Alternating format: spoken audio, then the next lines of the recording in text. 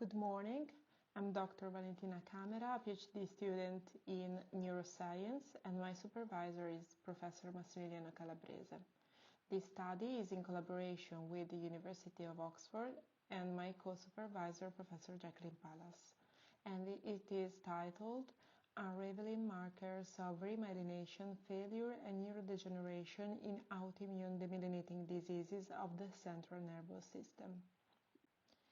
The area of my research is neuroimmunology. The patient's immune system is composed by innate immunity, white cells, B and T cells, and antibodies. The immune system's normal physiologic role is to fight against infection and against tumors. However, sometimes the immune system can react against the brain and the spinal cord instead of the virus, the bacteria, or tumors. And this can create lesions and damage to the brain and the spinal cord, causing disabling neurologic disease. The most important diseases in this field are multiple sclerosis, neuromyelitis optica, and MOG antibody disease.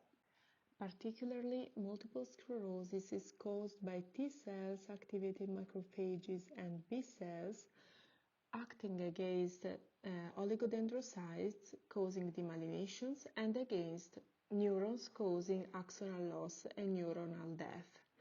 The most important feature of the disease is the formation of lesions within the brain, which are in the white matter or within the cortex. On the other hand, antibody-mediated demyelinating diseases are caused by autoantibodies.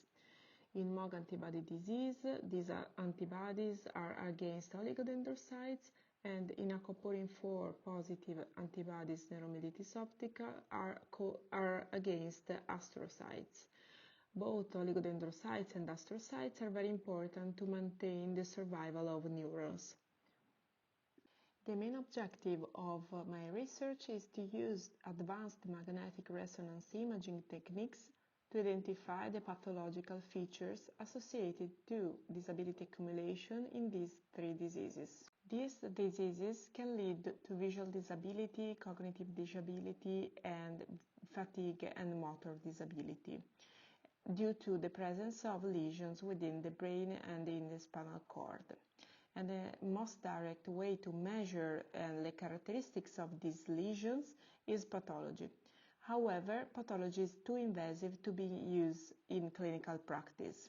For this reason, we use in our research advanced MRI imaging, which has been demonstrated to be a very nice pathology surrogate, describing very well the lesions and the tissue damage caused by the immune system. On this topic, this year we published a study on brain communication in which we found common functional MRI networks associated with fatigue in multiple sclerosis, neuromyelitis optica, and MOG antibody disease. Fatigue is one of the most disabling symptoms in these diseases, and the finding of these common networks can help the future clinical trials of medications for fatigue. This year, we also found that in contrast to multiple sclerosis, in MOG antibody disease there is the absence of neurodegenerative processes, and this study is going to be published. The next step is to identify the lesions characteristics predictive of disability accumulations, as cognitive disability or motor disability. For doing this, we are using advanced MRI imaging techniques, which are very sensitive to microstructure damage. Our research, I think, has a scientific impact as it increases the knowledge on pathological mechanisms underlying disability in these diseases. As a clinical impact, as it could quantify the risk of the patients to develop disability, and therefore the clinicians can treat the patients accordingly.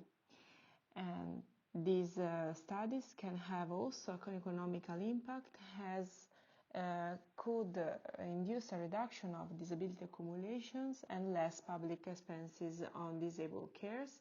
And finally, and the most important, these studies can increase the patient's quality of life, as we know which are the mechanisms causing the disability accumulations.